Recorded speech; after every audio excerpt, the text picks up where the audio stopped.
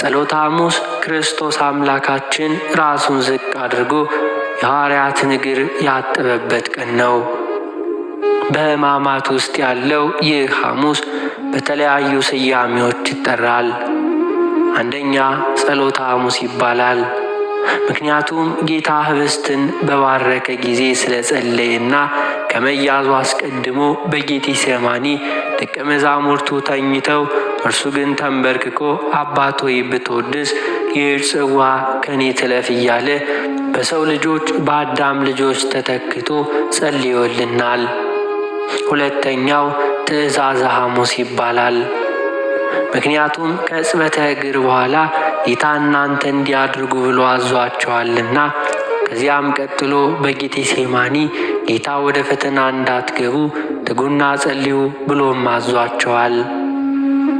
ሦስተኛው የምስጢር ቀን ይባላል።